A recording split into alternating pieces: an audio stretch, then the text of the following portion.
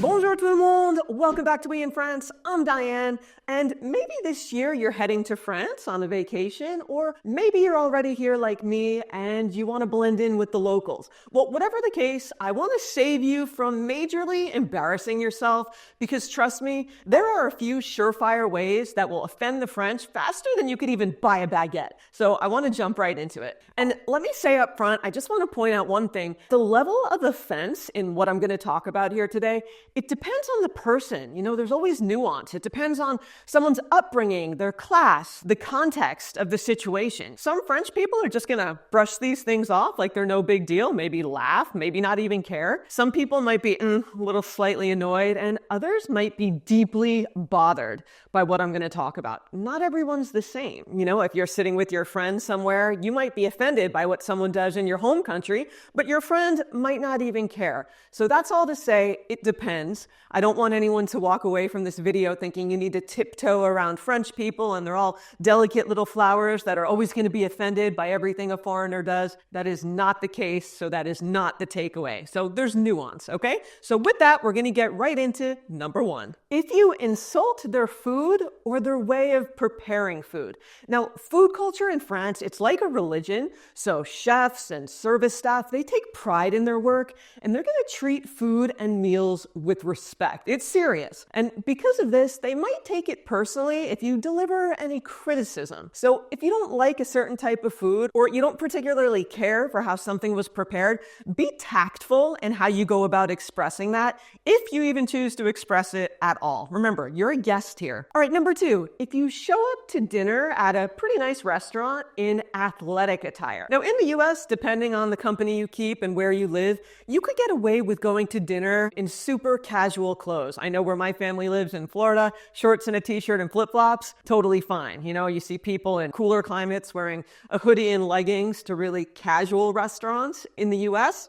But in France, especially in bigger cities, people tend to dress up for the occasion. So think elevated casual at a minimum, depending on the restaurant. You know, they dress up maybe a little more than what the average American might be used to. And a good rule of thumb is gym clothes are pretty much a no-go. Gym clothes, like your old sneakers and sweaty clothes, whatever, that's just for the gym. It's not a fashion statement. Overall, I'd say French people generally associate how they present themselves with having self-respect. So showing up to dinner in yoga pants and old sneakers is basically communicating that you don't respect yourself or your hosts enough to show up in a proper outfit. So keep that in mind. And of course, I want to point out that French people do wear sneakers and t-shirts and other more casual looks, but just not out to eat at a nice restaurant or to a dinner party. And if you're curious about what the French wear, if you want to fit in here, I have a blog post I'm going to link below over on weinfrance.com just about how to dress in France if you're curious. So check that out. All right, number three, if you bring a bouquet of chrysanthemums to a dinner party, or les chrysanthemums in French. Now, you're going to see these all over florists, colorful bouquets of chrysanthemums, potted ones, all kinds at florists in France, especially around the fall holiday called Toussaint. That's around Halloween, and no matter how pretty they are, no matter how tempted you are to buy them, do not, I repeat, do not buy them to bring as a hostess gift to a dinner party or a housewarming gift for a friend or anything like that. It's most definitely a faux pas. Mums are for funerals and to put on gravestones at the cemetery. That is it. So if you're not paying respects to someone who's passed on, skip the mums. Now, something else that's offensive is when we're online and we get hit with malware, data theft, and scams. Well, I have a solution that's going to keep your web browsing experience safe and stress-free. Let me introduce you to NordVPN, the sponsor of my video that you'll definitely want to check out via my link below, nordvpn.com/weinfrance. Their virtual private network, VPN, helps you stay safe online, whether you're home or abroad, especially when you're out using public Wi-Fi networks. Now, you'll be protected from malware, from hackers, your data is going to stay private,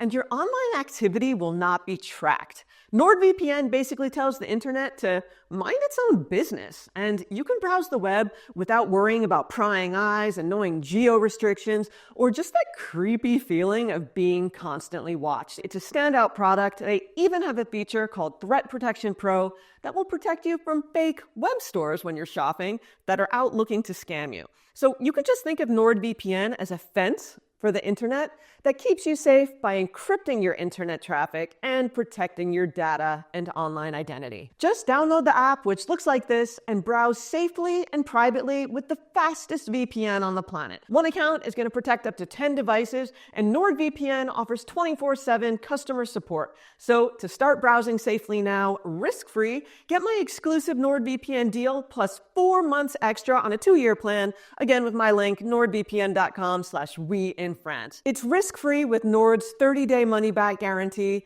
And now let's get back to the video. Okay, number 4, speaking too loudly out in public. Now, Americans and other nationalities, I don't want to finger point, we're not the only ones, we have a reputation for being loud.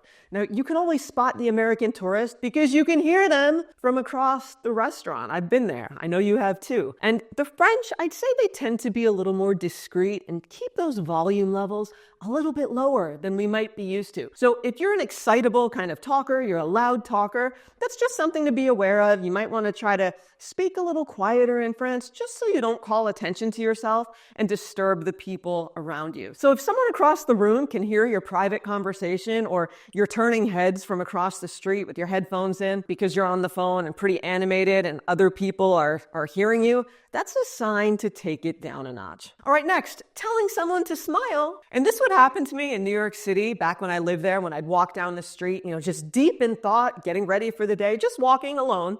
And my default neutral face was blank. I don't and I didn't then walk down the street with a big toothy grin just for the heck of it, and sometimes construction workers would shout and be like, "Hey, smile." I'd hear people say this to others in the US, always men saying it to women, I'll add.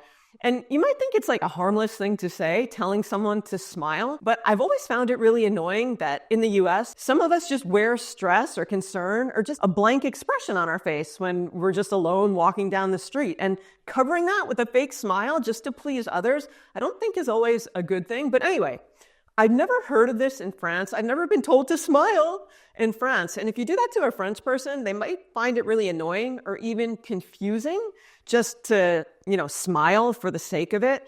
And it turns out in some countries, a smile is earned. It's not freely given. And the default face in France isn't a fake plastered on smile just to put on so others around you are at ease. It's just not the same here. Next, walking right up to someone and immediately start speaking English. Now, I see this all the time here in France in touristy places when foreigners of all nationalities approach French people without any effort, without even a bonjour, nothing. And I remember back in New York City, back in the day, I would be approached by tourists pretty frequently. I lived down by the stock exchange, tons of tourists. They didn't speak English and no hello, nothing. And they just started talking to me in their native language, just hoping I would understand. And at the very least, it was awkward. In France, it's kind of offensive. So don't do this in English to French people. And I'll say, yes, people who work in tourism, they'll have at least a conversational level of English to do their jobs, of course. But don't take it for granted. Now, if you do go up to someone and you immediately start speaking English, it's going to automatically turn them off.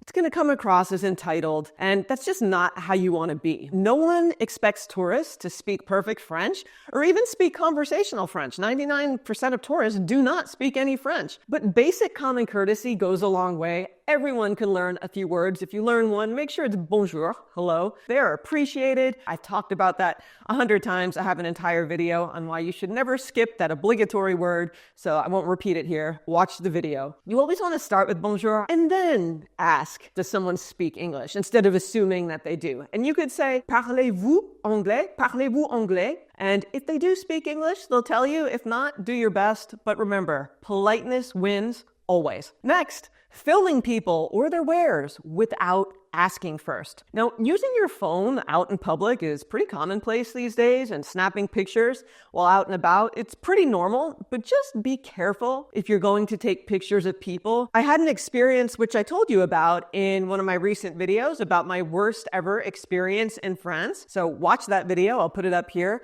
But something else, when I was at a farmer's market a few years ago, in public, outdoors, it was in a parking lot, right? So not private property. I took a photo of a beautiful paella paella and rotisserie chickens that a vendor had. The woman working there was actually not even in view. It wasn't even crowded. I took a picture of the food without asking because there was no one to ask. And the woman scolded me. She came out of nowhere. I wasn't taking a picture of her, but she scolded me saying, "Oh, madame, you have to ask before you take a picture." I'm like, well, you weren't even here. So when in doubt, always ask before you photograph or video anything, just to be on the safe side. And that goes double, triple with people. All right, next, flaunting your money and acting showy. Now, in France, French people love to hate the rich. They really do. And when it comes to Americans specifically, they feel, I would say that money creates this sense of entitlement. And I know you've seen it because I've seen it. You see tourists acting like they own the place and talking loud. And then when the French don't bend over backwards to them, maybe like the treatment they're used to back home, and instead they're treated like any other French person, regardless of their wealth, they feel slighted, like they aren't special, and then the French get branded as rude or unfriendly. Now, in France, having a lot of money is seen as suspicious, and if you're going to be showy and flaunt it, that's even worse, you know? And just something to keep in mind is there are two things money can't buy: class and respect. So be discreet. That's a theme here. Next, immediately coming on strong with personal questions. Things like what you do for a living, how much money you make, just personal questions. And if you don't know someone well or at all, don't delve into their personal life. You know, small talk, I've talked about it a lot. It's different in France. You can watch a whole video about it here. It's nuanced, as I always say. So just be careful with the personal questions. And to wrap this up, if you want more tips and advice for an upcoming trip to France this year, I have an e-guide you can buy or give to someone as a gift, and it helps support the channel. So if you like what I do, check it out. It covers all kinds of practical tips for tourists on dining out, culture, language, money, that sort of thing. And it is called 75 Beginner France Travel Tips for a Standout Trip, and it is linked down below in the description. So with that, I'm going to leave it here for today. Thank you for watching, as always, and see you back on We in France soon. Salut!